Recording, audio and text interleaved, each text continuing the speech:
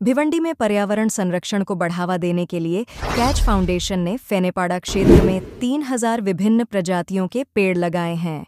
इस हरित पहल का उद्घाटन भिवंडी निजामपुर नगर निगम के आयुक्त अजय वैध द्वारा किया गया।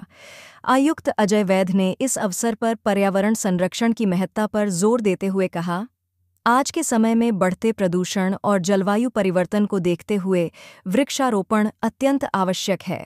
कैच फाउंडेशन द्वारा की गई यह पहल सराहनीय है, जिससे क्षेत्र में हरियाली बढ़ेगी और प्रदूषण नियंत्रण में मदद मिलेगी।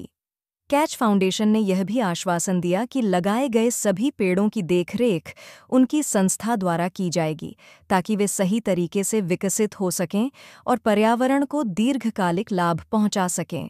बरोबर, हा ॲक्च्युली चौथा प्रकल्प आहे। आतापर्यंत आपण 3 प्रकल्प पूर्ण केलेत आणि आता चौथा प्रकल्प आहे।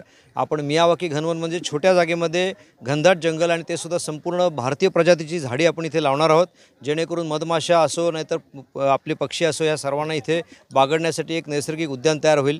आपल्या भिवंडी महापालिकेच्या क्षेत्रातला एअर क्वालिटी इंडेक्स कमी करण्याच्या दृष्टीने पर्यावरण विभागाकडून ज्या सुचना आल्या त्याचं सगळं तंतोतंत फॉलो करत आहे आणि त्याच्या अनुषंगाने आणि भिवंडी शहरातल्या लोकांना एक शुद्ध चांगली हवा मिळो, अतिशय सुंदर जंगल निर्मिती हो, लहान मुलांना खेळायला जागा मिळो, या हिशोबाने हे आम्ही केलेलं आहे।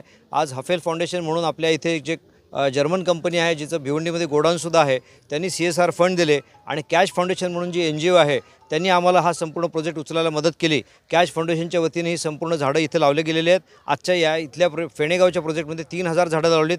ह्याच्या आधी आम्ही 8000 आणि 3500 अशी अजूनही लागवड केलेली आहे, जी शहरात आपण बघू शकता आणि अशा 6 प्रकारचे प्रोजेक्ट आम्हाला करायचे आहेत। तर कॅच फाउंडेशनने ह्या झाडांची नुसती लागवड नव्हे तर संगोपनाची देखील जबाबदारी घेतलेली आहे आणि सलग पुढची 3 वर्ष हे फाउंडेशन या झाडांची निगा राखणार आहे, त्याची काळजी घेणार आहे। त्यांचा स्ट्राईक रेट 95% आहे, म्हणजे झाडं लावल्यानंतर झाडं जगण्याचं प्रमाण जे आहे ते 95% आहे। अशा कॅच फाउंडेशनच्या माध्यमातून आम्ही अजूनही काही मियावाकी घनवन प्रकल्प, त्याचप्रमाणे महाराष्ट्र शासनाचं जे स्वप्न होतं, माननीय माजी मुख्यमंत्री एकनाथ शिंदे साहेबांनी आपल्याला आदेश दिले होते की बांबूचं वन आपल्याला जास्तीत जास्त लावता आलं पाहिजे। तर पुढचा आमचा जो प्रोजेक्ट टार्गेट आहे ते बांबूचं वन आहे आणि आपण इथे बाजूला वराळा लेक बघत असाल। वराळा लेकच्या पाण्याचं शुद्धीकरण हे आपले इथले जे प्रोफेसर आहेत काकवीपुरे यांच्या मदतीने आपण आता हाती घेतलेलं आहे। त्याचप्रमाणे या तलावाचं संपूर्ण संवर्धन, ब्युटिफिकेशन यासाठी केंद्र सरकारकडे आपण निधीची मागणी केलेली आहे आणि तो निधी मंजुरीच्या प्रतीक्षेत आहे, अशी बातमी मला कालच समजलेली आहे। अशा रीतीने संपूर्ण पर्यावरणाला अनुकूल आणि नागरिकांच्या सोयीसाठी म्हणून आपण भिवंडी निजामपूर शहर महानगरपालिकेतर्फे ही सर्व पावलं उचलली आहेत।